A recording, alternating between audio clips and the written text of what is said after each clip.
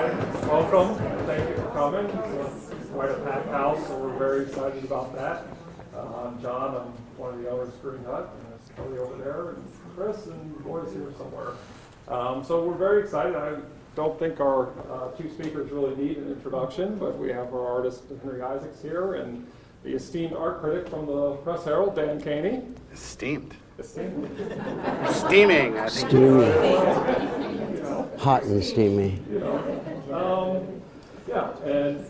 Well, I read his reviews every Sunday morning, first thing when I wake up. So I Like him. yeah. So anyway, I think you probably all know they're here today to talk about Henry's show called Travel Notes and the book that Dan wrote of the same name. They both the show and the book tell the story of Henry's remarkable travels around the globe. And this goes from the cafes of Europe to the volcanoes of Guatemala, from the tea terraces of Rwanda to the beaches of California. And on Monday, Henry's off to Nepal and Mount Everest to paint a very large painting. Well, paint the very large painting here, but start the process there. And as adventurous as that trip may seem, it's probably only about half as adventurous as Henry's trips to places like East Berlin and Cuba in the mid-1980s, which involved strolls on the beach with famous French philosopher Jacques Derrida and being on sort of the business end of a Stasi guard's bayonet. Suffice to say, I think we're going to be in for a very fascinating and entertaining afternoon. And with that, I'll turn it over to Dan. Thanks, John.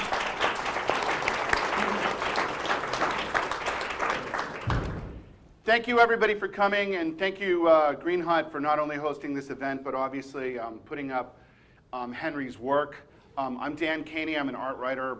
Most people probably know me from my weekly column in the Portland Press Herald Main Sunday Telegram. I'm about a month off from having 500 weeks in a row, so let's hope I can hang in there. This project, though, I've been working with Henry for the last couple of years. We've been talking about sort of his process. Henry is one of the better recognized Maine painters. He's successful. People like his work. It's approachable. You can see it, but there's a lot that goes to it. Henry doesn't work from photographs. He paints all the time. And everywhere he goes, and he goes to a lot of places. So when you look at his works, you might see, like this is, beautiful Maine coastal painting, right? And the thing is, wherever it was made, it is Maine coastal painting. This plays into the whole history of, British watercolorists, and then the Impressionists, and then their effect on, the folks who led to Winslow Homer, and then the tradition of Maine painting. So having it here at Greenhut is perfect, because actually at this moment there is no better gallery anywhere to sort of represent this sort of like history. It's a very important part of American art history. So going from Homer, but moving on through whatever, well, not even from Homer, but we could talk about Frederick Church on through, but you have the new guard happening with Roy German, whose paintings are here, and Roy works here. He's amazing. But also Colin Page, and some like the major painter, Alan McGee, and there are incredible people here who are sort of part of this history, and it's so it's an incredible place for it. But this project, we're going to have a little bit of a conversation back and forth. Henry's going to talk about his process, but he's also going to talk about sort of how meanings come to him. And one of the things to keep in mind is sort of like the difference between sort of like what goes into making a painting, how it happens, and then what we see in the public. I mean, does anybody know where this is from? Any guesses? You can just yell it out. What'd you say, Rwanda? No, it looks like it's right out here in the bay. Exactly, it's Rwanda. It's Congo. Actually, we don't know. This is Rwanda looking at Congo. So this one we know for sure. But as an introduction, there's a book. And the book talks about a lot of different things, from sort of like genre and approach to how Henry works, what he's doing, and we're going to get into this step by step moving forward. But we're also going to sort of like back up a little bit and move around. And so there are props, if you will. So here, take it, pass it on. These paintings are, You know, these are all for sale. You can talk to the Greenhut people about it. But what most of you can't see is down here is a pile of little paintings. And this is how Henry works. He makes these all the time, and he calls them notes. And to make a bigger painting, he might make 20, 50, 100 or more of these. And within them, he finds the gesture.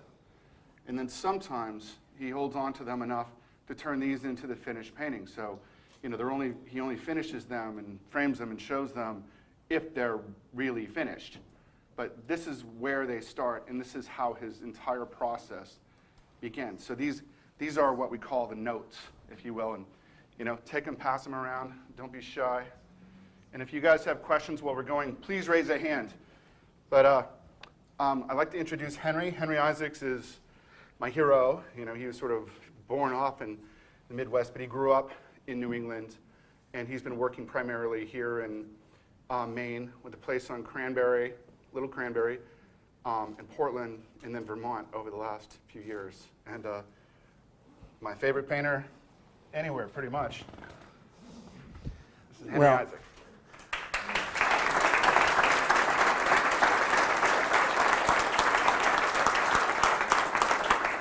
Well, first of all, I'm bowled over, humbled, and thank you for so many people coming from all over the place, all over New England. I'm, as I'll be prepared to say, starting on Monday, namaste. But I want to also say I'm here thanks to the pleasure of the Portland Police today, because some of you may have been on Congress Street about an hour ago, and I was doing some errands in advance of our trip over at CVS, and there were some people who stopped me and asked me to come pray with them. Now, normally I might just say thank you, but instead, Donna, I don't know where my wife is at this moment, but maybe she's here, maybe not. Instead, I either courteously said, well, why don't you come pray with me? Reggie, is this on? Okay. So this woman who had this big sign saying, I speak with God, said, what do you mean, come pray with you?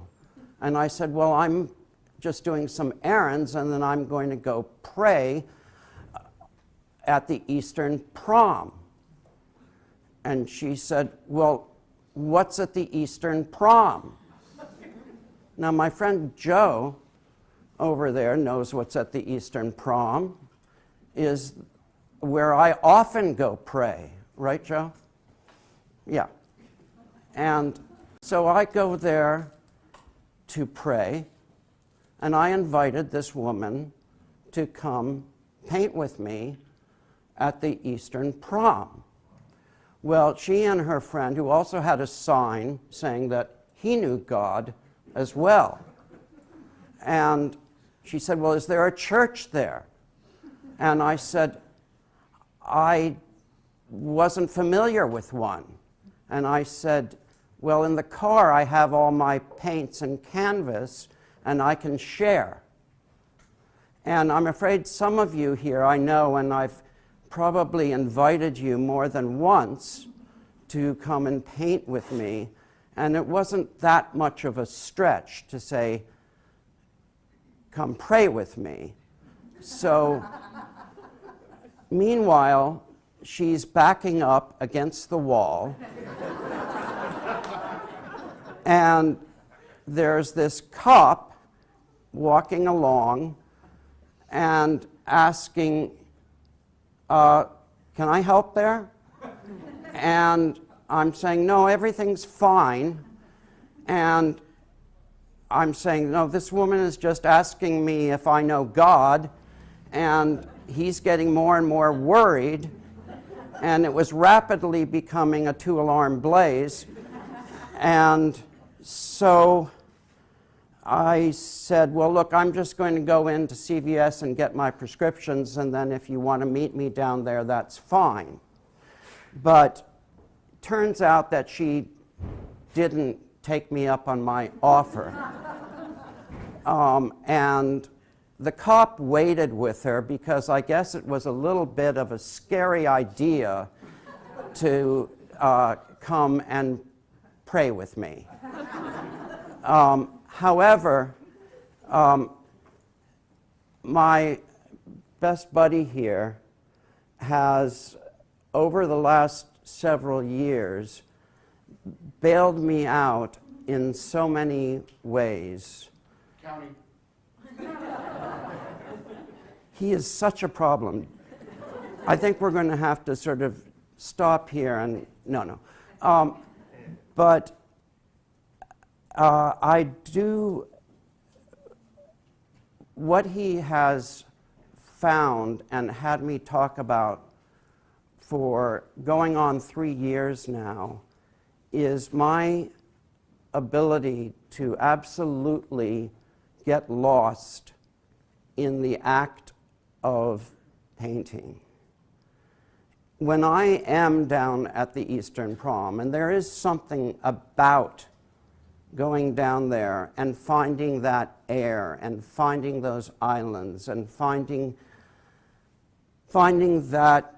that great gulp of Casco Bay and finding that feel of a brush and paint and sharing it with people and sharing it with the wonderful artists and all of the workers and directors and everybody involved with this gallery and the people that come and visit Greenhut and so many other places that buoy me,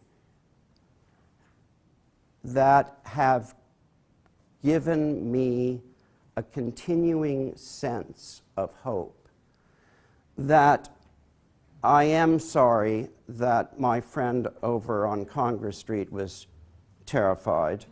However, there's something about it. If you read Dan's story, the anecdotes that he quotes from me, they do happen, that the enjoyment that I give and that I rope people into in painting these strange little panels around the world, wherever I go,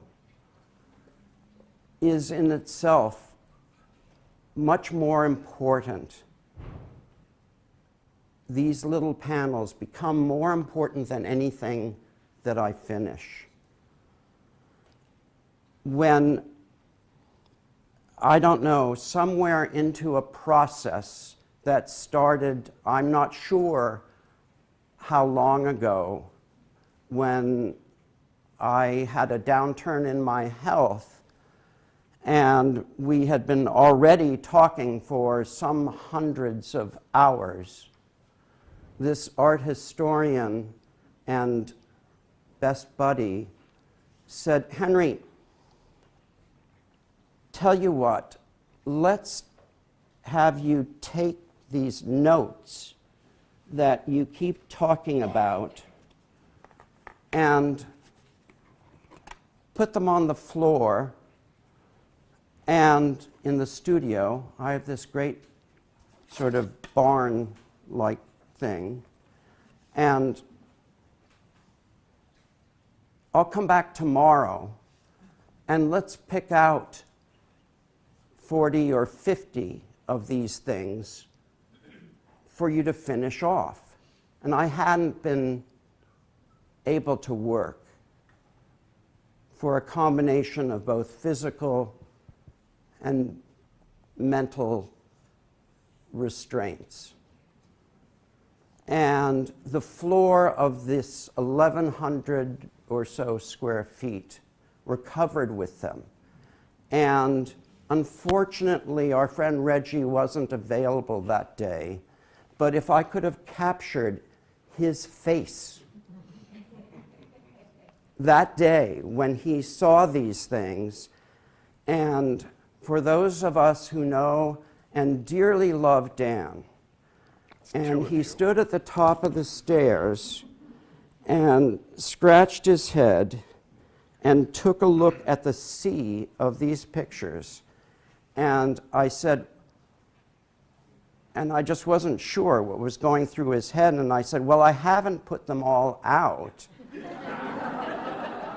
because there were many more crates, and many more crates were back in Vermont and in my studio where we used to live down east on an island in the Cranberry Islands. There were thousands. There are thousands. But he got down to business and picked out 50. And that was more than a year ago. And Donna came upstairs later and took a look at the floor. There was no place to walk. And she said, well, I hope he's going to come back and help you put these away. Which he did, eventually. But that was the start of what became, we had to get down to work on what had become an endlessly fun bunch of months on this project. And I finished the 50 pictures, and I think now I'm up to 175, because I had never done such things. These were just what I did. But we kept talking. One thing Dan and I do is talk. But he takes my words, and for 15 years, or however long I've known the guy, makes me look good. I might be able to introduce the woman down the street to God, but he makes me look good in front of her. So I'll turn it back to Dan. Oh, there's more. So one thing that we want to try to get across here is there's Henry's work, Henry's process, and the notes, these small paintings, are part of his process. Like I said, he doesn't work in photographs, but what he'll try to capture in the moment directly is a gesture. So it might be a form, a structure, a gesture. And this is subtle. There's a lot to it, and those of you who paint might get it, because you want basically a structure, and you're going to work from there. And there's a lot to it. And then Henry as well, because of something that happened, he can't use petrochemicals. He can't use solvents, like terpenoid or turpentines. And so he works with oil, and that is part of his process, which is these things are squishy wet, and he'll go out and work, Eastern Prom.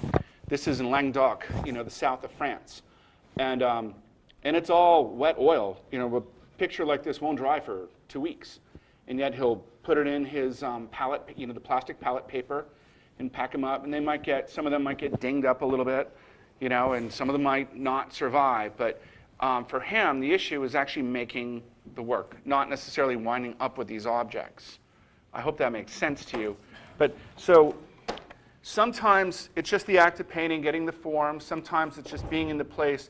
But for him, it's a sense of place. And I want to try to get something across for people, because the difference between like plein air painting, and plein air painting is sort of born in France, in the early 19th century, with the invention basically of like tubes of paint, so people could go paint outside. And it's the core of sort of like, the main related aspect of American painting. And it's kind of important, but this is where it was born, in France, actually, with the Barbizon School, and then as well with the British watercolorists. And they're important to what's going on. But when you go and you paint in a place, any of you who does this kind of work will tell all of us that the place has a huge effect on you, and you're in the place. And if you paint in the middle of nowhere, where it's all about landscape, I got it. Here, let's pass it on. So, but like this for example, is one of the scenes from a beach in Languedoc where the beignet guy was. And the beignet guy is the picture on the cover of the book. And the reason why the beignet guy is on the cover of the book is because of Henry's experience painting on this beach. He was there with Donna, his wife, and Zoe, his daughter.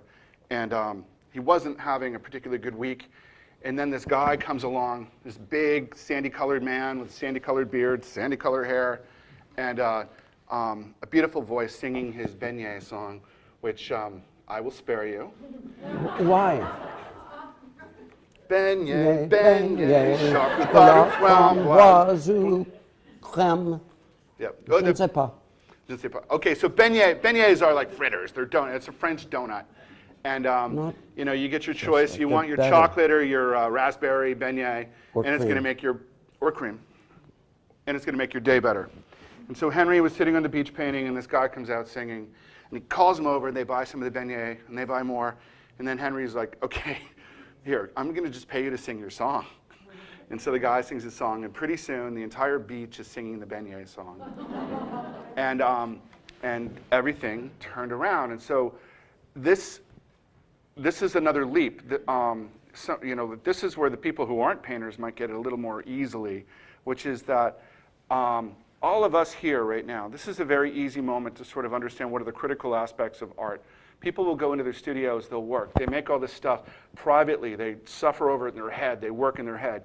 Yet fundamentally what we want to happen with art is that it's this community experience. That's culture, that's society, this is how we get together, and this is why the moral fundamentals of any culture happen within the art aspects of what we share. So an artist, any person can say anything, but when we do things that sort of resonate within the culture, there's a real sense of meaning. And so when an artist is out, struggling by himself as he normally does, and every once in a while, there's this sort of cultural, social moment that bubbles up. And so Henry's work sometimes has that, but it's that potential which we're seeing right at this moment, or with a beignet guy, or with a bunch of kids surrounding him in Sicily, asking him where the best paints in the world are made. Those are the things that will help drive Henry's art and help it you're an artist. A lot of you are artists. I see a bunch of you in here. Hi, Marilyn. And you work in your studio all the time by yourself. And then you wonder why you're doing it. And then every once in a while, it will bubble up, right? Artists. I see lots of artists I know. Hi, Chris. She's really good. I have one of her works in my kitchen. Awesome. So, but this element, this sort of back and forth, and then there's the whole thing people, we have a hard time talking about what's the difference between abstraction and representational work. Well, landscapes traditionally have this sort of transportive quality.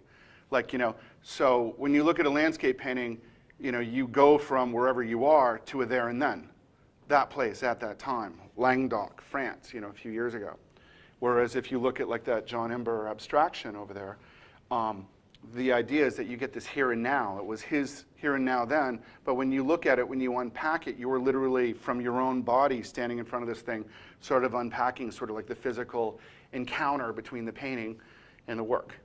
Now these things happen with everything. So any abstraction will have a transportive quality, possibly, depending on what your subjective response is. And the same thing goes with landscape painting. So Henry's work will go from his experience on the site, and he makes all of these notes, and we'll go back into some of that afterwards. But then Henry takes these notes back in the studio, and he'll make his bigger to this point, better known paintings. I like the little ones a lot because the intimacy shows something. People see Henry's designs. They're beautiful. His use of very, here, let's get this guy going around. He likes to use these, close values. Like a lot of his paintings, you'll take a picture, it looks like there's all this color happening. If you take a picture of the sky or the sea or whatever, it looks like it's like green and blue and red and yellow or whatever. You take a picture, it's all going to look gray because the values are so similar. It's complex. But there's this process when you, at one point, will shift from sort of making a painting legible so that you can sort of see what's going on to, and artists in this room all know this, they just don't ever want to admit it.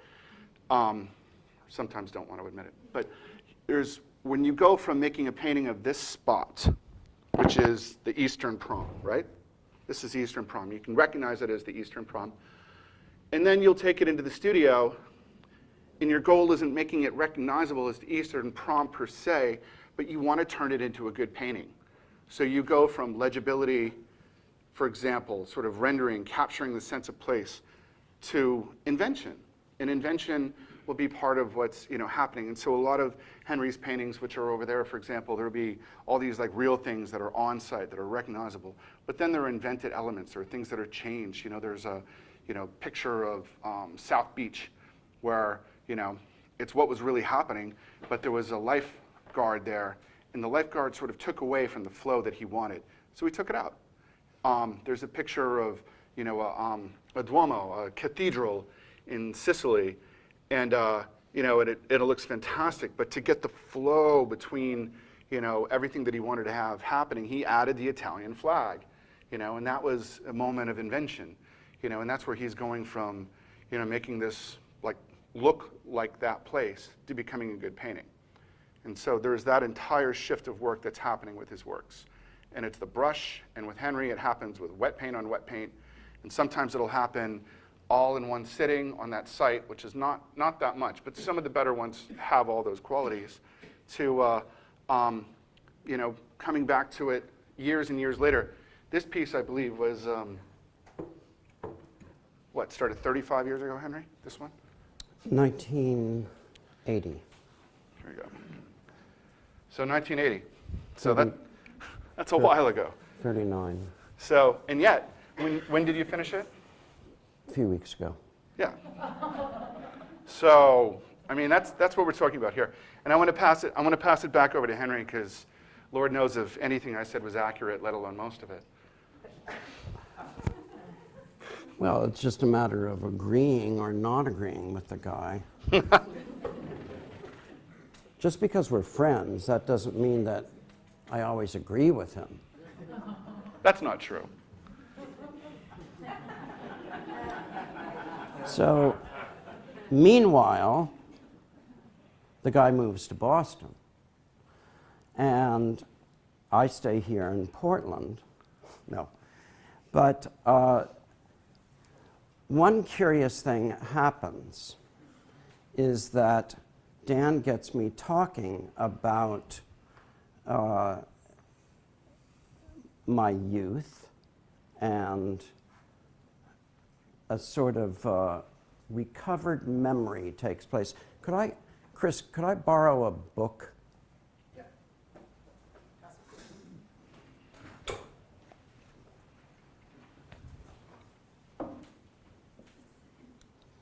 So,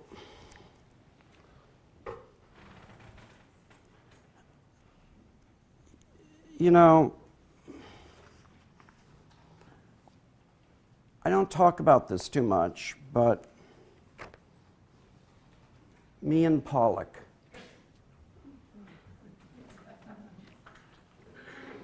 There's an example right here. It gets a little bit esoteric, but the forms of this painting, and you can read Dan's commentary, he'll say it much more than I can, but in so many different ways, my upbringing with this guy and with these paintings and many more have stayed with me. and graphically. I'm going to interrupt you. Henry's not said it, but his father was very, very close to Jackson Pollock. And so in the house where he grew up, Jackson Pollock paintings would come in and go out the door because they were so close. And so this particular painting, which is now in the collection of the National Gallery, and the painting in the fog, for example, they were in Henry's house. So when he opened up his bedroom door when he was a kid, this is the painting. This is what he saw when he opened his bedroom door. So he struggled with this. And right here, that's page 20. And on page 21, it points out that he thought of Pollock as stinky, mean, and drunk. But this is important. And for those of you who know Pollock, Pollock is complicated, because it's about all over stuff. But a lot of the later Pollocks are very sophisticated.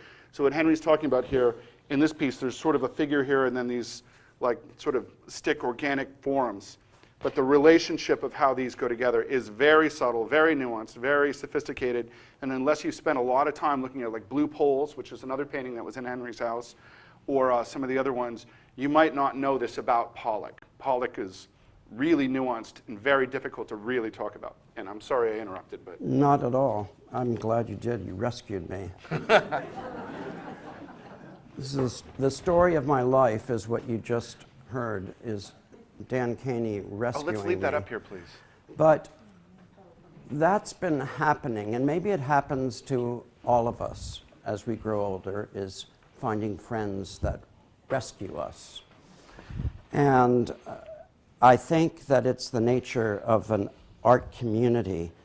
I've been getting all sorts of wonderful letters from people cheering me on as time goes on, but most especially from articles that Dan and Bob have written. But an interesting thing simultaneously has been that while Dan has pointed out aspects, I'll try to make this brief, but the formal stuff, because Dan can speak of it better, about Pollock's influence on me. Another 8,000 miles away is another art historian working on the influence that, where's another panel? Let's take this one.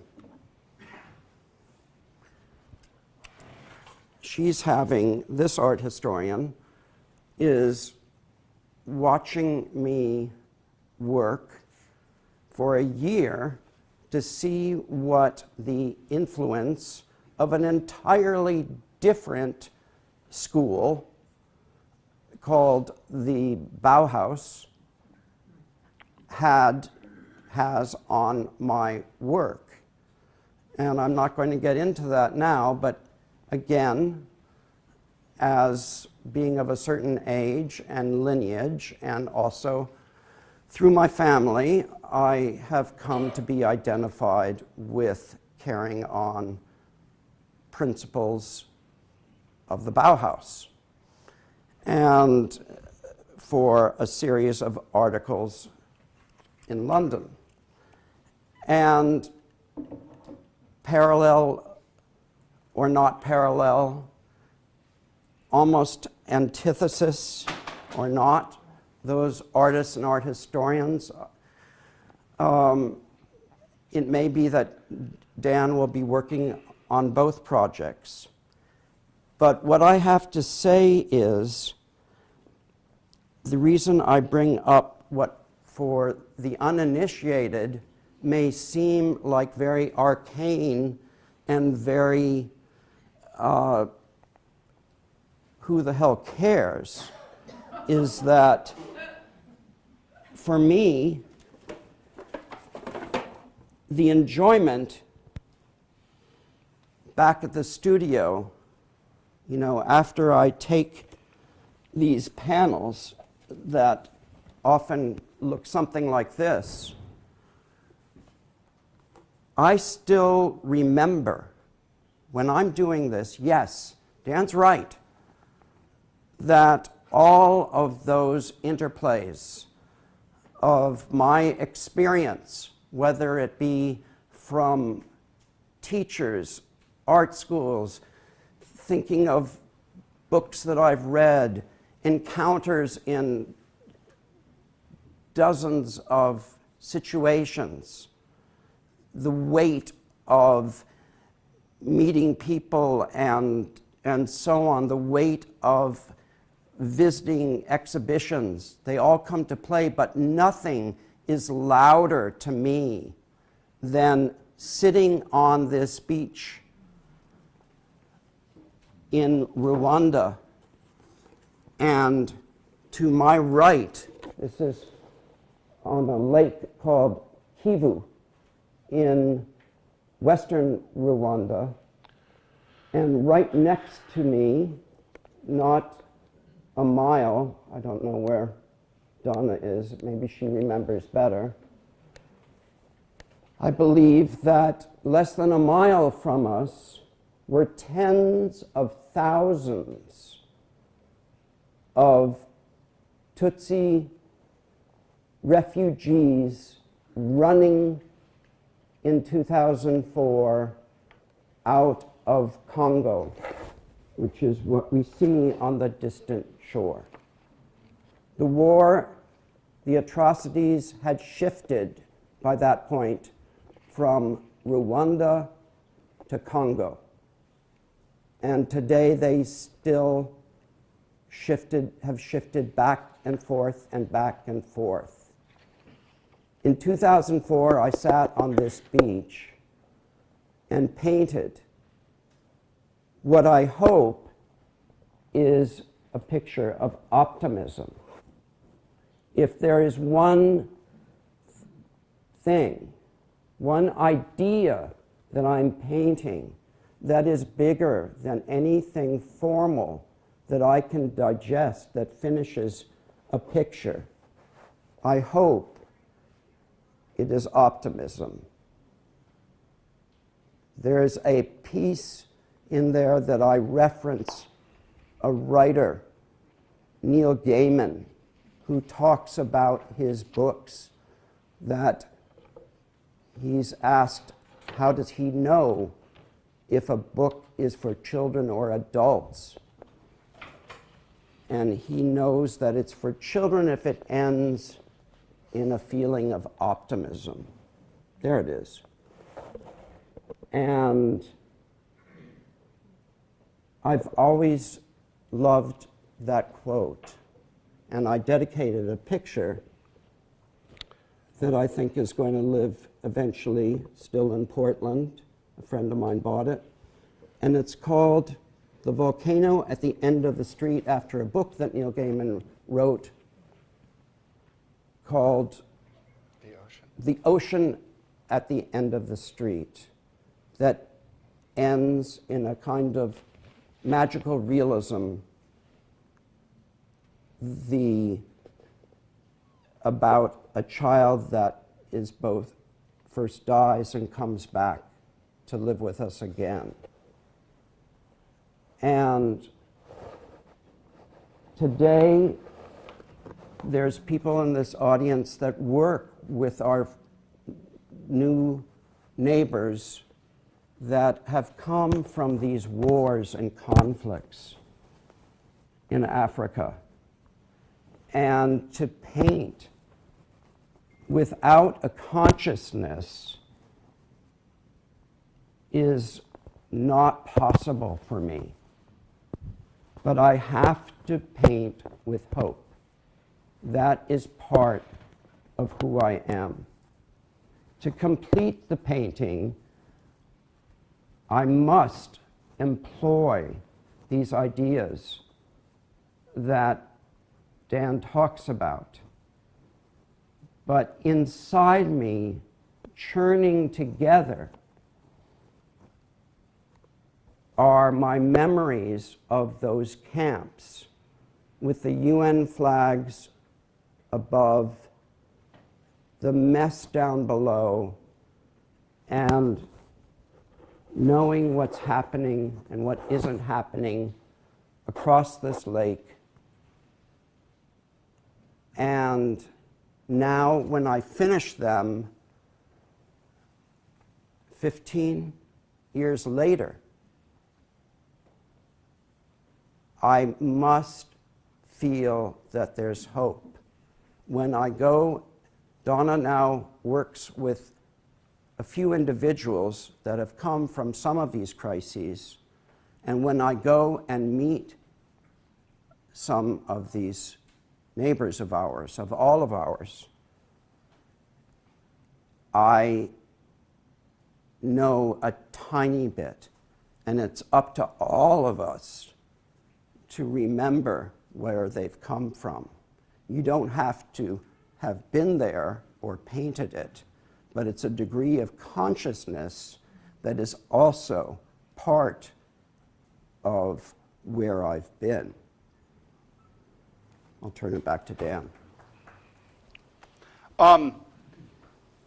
The book is sort of divided into two parts, per se. And the first part is sort of like the longer essay, which talks in depth sort of about this sort of process of the way Henry works and what goes into it.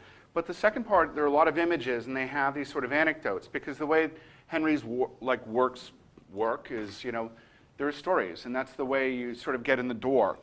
And so, for example, I'm holding up this picture. Some of you have probably already seen it. This is the note that he painted on site, at that spot. This is, the volcano at the end of the street.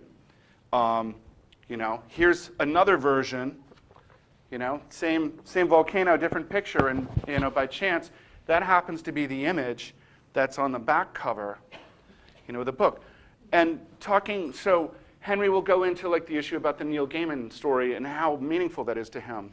But within the main part of the text as well, this is fundamentally important to what he's doing. There's a painting up in the other room, which is one of the most important paintings I think that Henry's ever done, which is remembering Karl Lutz. And so Henry and Donna were in Budapest, right? And they walked by this building, and there was a plaque on the front, just a regular two-story building, very Sicilian in the painting. I don't think it looks like that in real life, but it might. Budapest is a funny place.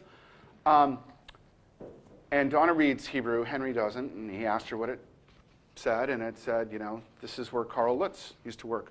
Well, Karl Lutz personally is credited with saving 62,000 Jews from the Nazis, personally. He's like the biggest World War II hero, period. And here he was in Budapest, and he's trying to find information in libraries or bookstores, and there's nothing. And all he could do, just as Henry Isaacs, the man, is to go back to that spot and paint the building until he got it. And then the painting he winds up with is this sort of like bubbly, effervescent, Sicilian gem. It's awesome and it's fun. And for a lot of us, that idea of getting from atrocity to these like gorgeous sort of images, that moving from remembrance to hope, is very difficult. And the way that Henry does this with his works is fundamentally key to sort of like the moral philosophy, everything underlying what he's doing. This is a guy who got a graduate degree over in London. He taught at the Slade, taught at Mass Art. There's a lot going on. This is not some guy who makes like pretty pictures because they sell like hotcakes. There is a lot more to it, morally, philosophically, aesthetically, painterly, and every other element. So when you dig deep and you look at these things and you can see sort of like, the strokes on the surface, you see the process, the sense of place, these things get really important. So in the text, I wound up, I'm looking at these pictures in, Rwanda, looking across towards Congo or Kivu. These are sites of atrocity. There's a lot happening, but when it comes down to it, sort of the experience that we walk away with is uplifting, and there's a lot to that. That isn't simple something. So going from how do you enter a picture, a story, an idea, you don't have to know these things. I'm a big one for like, I don't want to necessarily know the backstory to something, but knowing what goes into it makes it pretty interesting, and Henry's pretty interesting. So like, for example, one of my bandmates is here, and what you probably would be interested in, Chris, because we used to play Talking Heads all the time, is that Henry, when he was at RISD, was there with the Talking Heads, and he shared a studio with Chris Frantz and Tina Weymouth. I mean, how cool is that? They're the talking head. That's the drummer and the bass player. So, you know, Psycho Killer, stuff like that. I love that stuff. So That was yeah, about me. that was about yeah. David Byrne even made a comment. I'm actually returning a David Byrne book to that guy I'm talking about right now. But my point isn't just to single out Chris. It's that any one of us, we might have ideas about sort of like painting in a certain place. You know, a connection to a spot. You know, we're talking about Bauhaus, you know, his dad, you know, any of you who had to I was an architectural person for a while. So like the big, like the tomes are like exhausting just to look at, let alone think about or talk about. His dad wrote those, you know, about Gropius. And so there's a lot. And so any one of these steps is a way in. There are a lot of windows, points of ingress, to use an old outdated architectural term, as we all know egress, which is how you get out. You know, and these things seem so far away. And yet, for example, the idea of the corner window, like this, that's international style. That's Bauhaus. And these things go deeper into sort of our everyday than we tend to realize.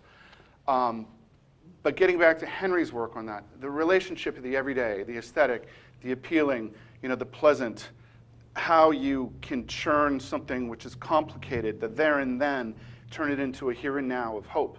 Idea of a future, make it appealing, reach out to people so they can respond to it. There's a lot that goes into that. And you know, your sensibilities, how you develop them, what becomes important to you, what you wind up liking is not simple. And it's never simple. And so our conversations have been ongoing. There's a lot more. We're not even halfway through, you know. And then this book is, it's pretty awesome. They're selling it here, just hinting.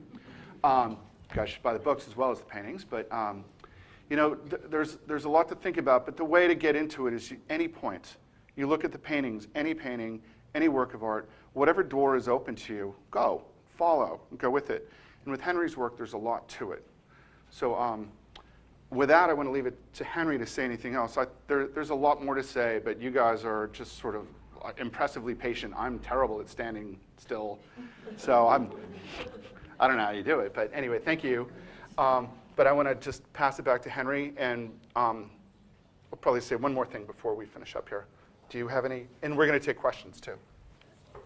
I just want to say thank you to all of you. And again, there's been so many letters that have come from readers of this book, which has only been out a month? Less than that, yeah. Less than that. And it's been impressive, the arts community that is New England. I don't think it's, well, maybe it's sold beyond New England, I'm not sure. And on such a personal level, I think that those of us involved from writing about art, selling art, it is a wonderful community to be in. Whether we are lucky in so many aspects as lookers, as makers, it's a terrific community when people are complaining about the lack of such a community in the Northeast. I wish I could show you these letters that have come from the heart. It's been very impressive.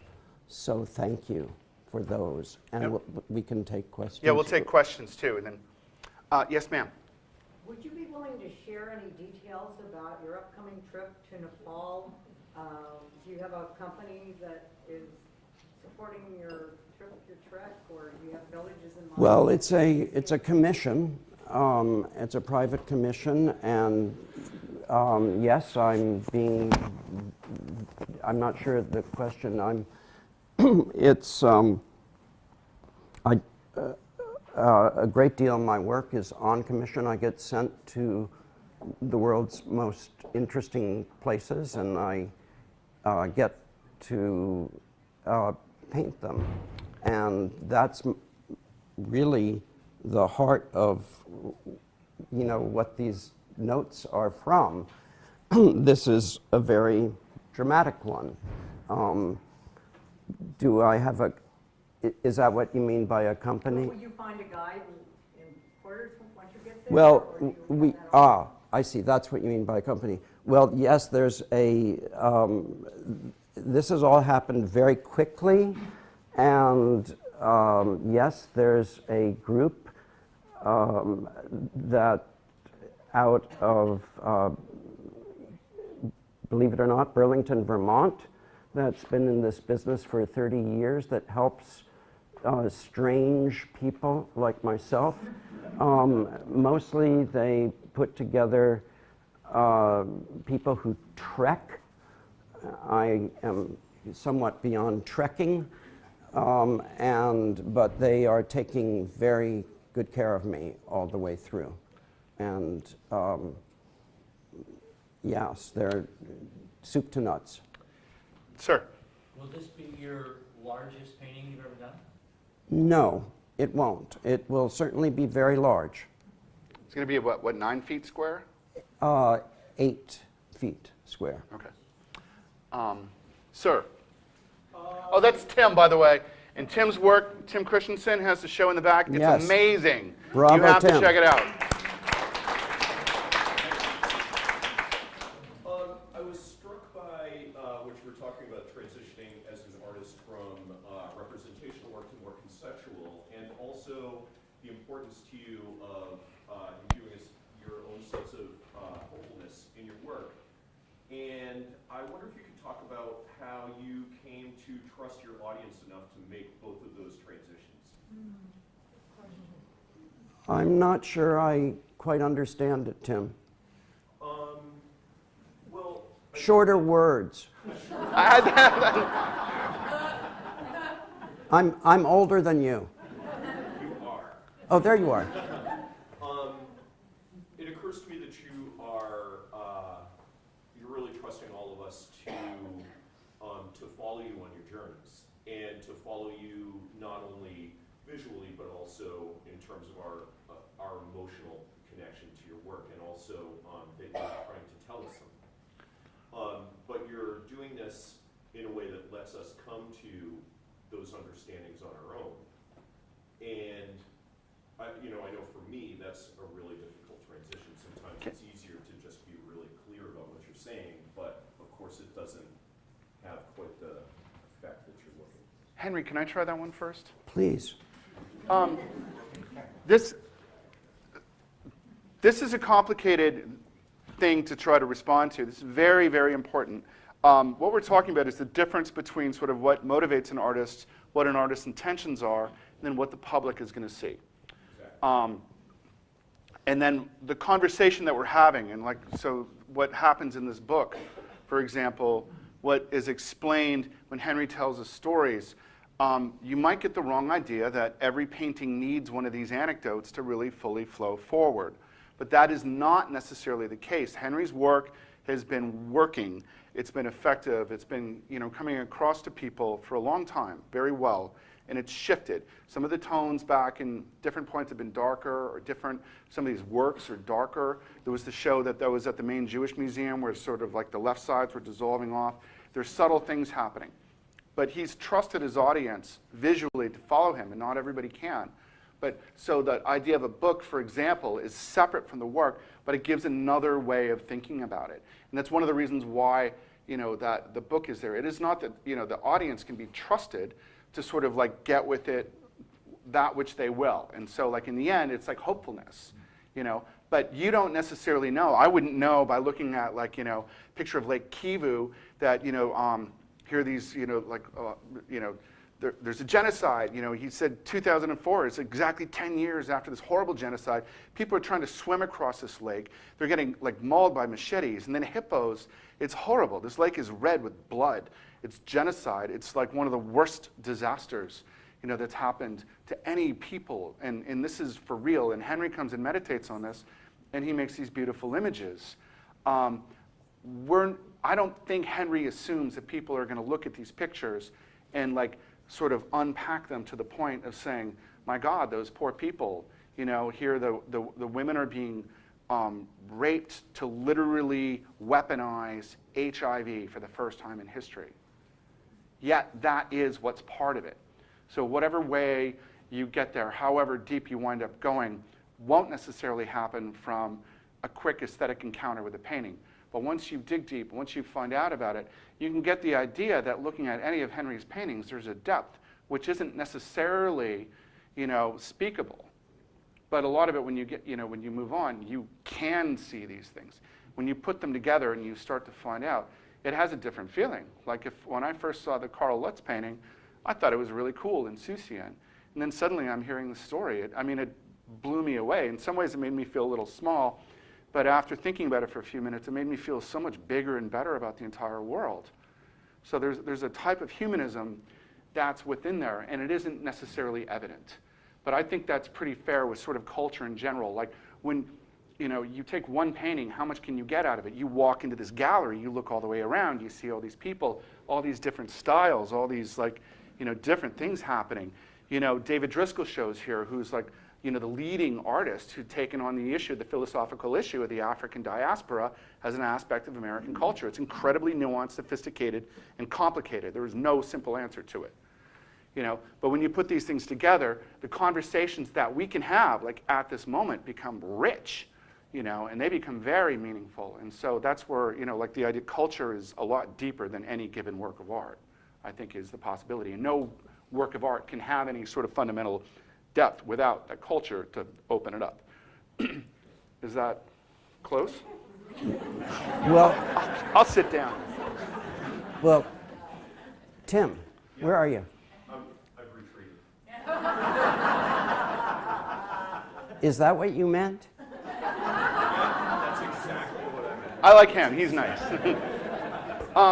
You there, Tracy Johnson, best jeweler ever who made my wedding ring.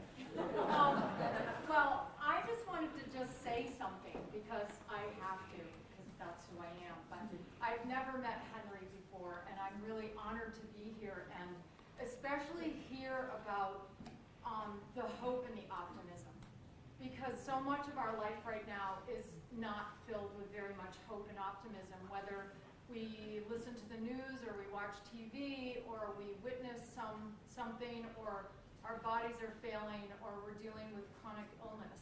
So I just want to address also the process that you talked about and how important the process is to artists and how much time we spend in our heads and how you can't ever really get that out.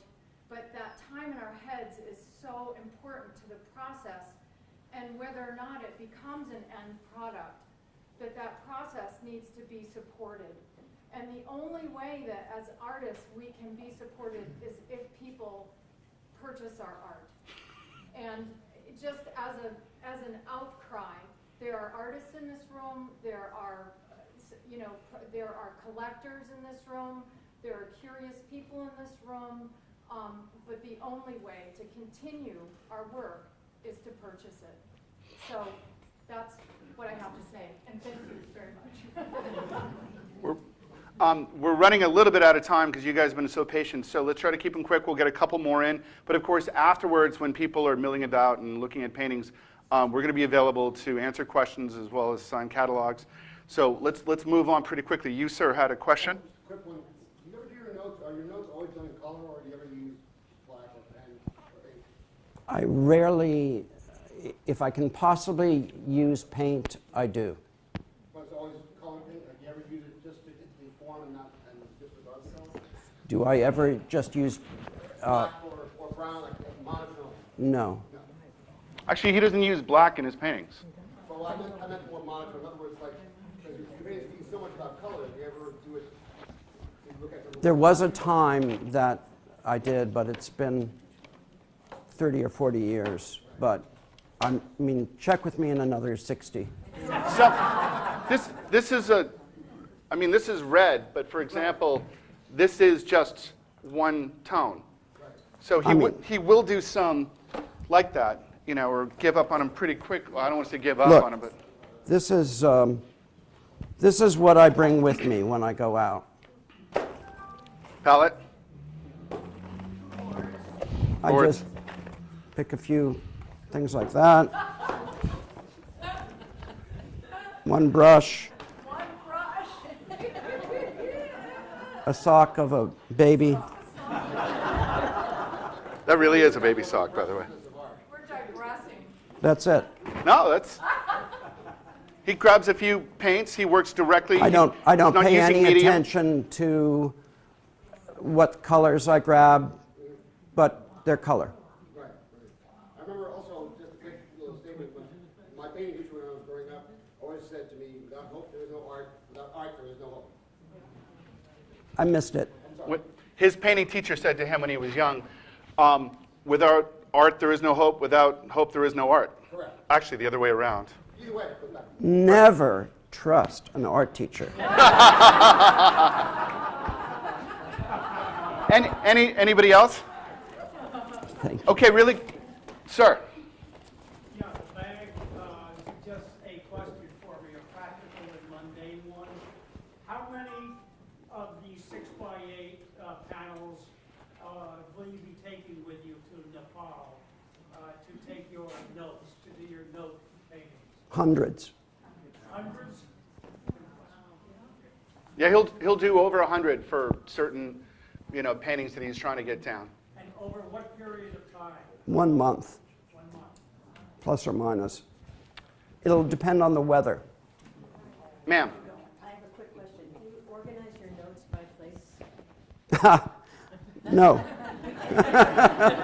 Organized? no. Nothing that I do is organized. He's organized.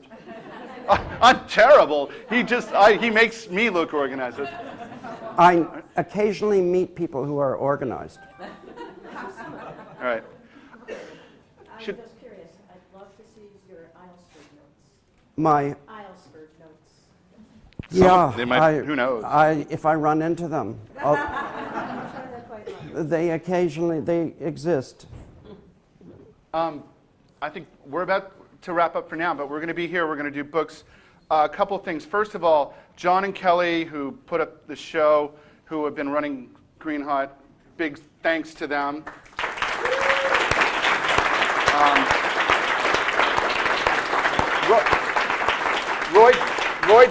Roy German, he's been working at the gallery for a long time. He's working with Henry on the forthcoming commission, but he hung Henry's show and I think did a lot of the installation at Tim's. He's a phenomenal sort of curator, installer, so big thanks to him. Chris. And Chris Beneman, who's right there, fabulously accessorized. But there are more people that, I'm not the one, I don't have anything to do with the show actually, but I just want to say thank you for everybody for this event.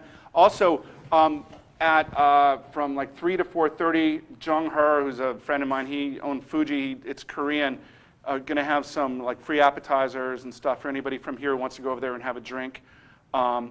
So join us there, but we're going to be here now if you want to like talk to Henry, ask him questions, ask me questions, buy a catalog or anything like that. Feel free to do so. Follow up too by email if you have questions for me. I just didn't write things out because obviously when I speak in public it's sort of disastrous, but thank you. Thank you all for coming. It's been really wonderful. You can use longer words with him. Yeah.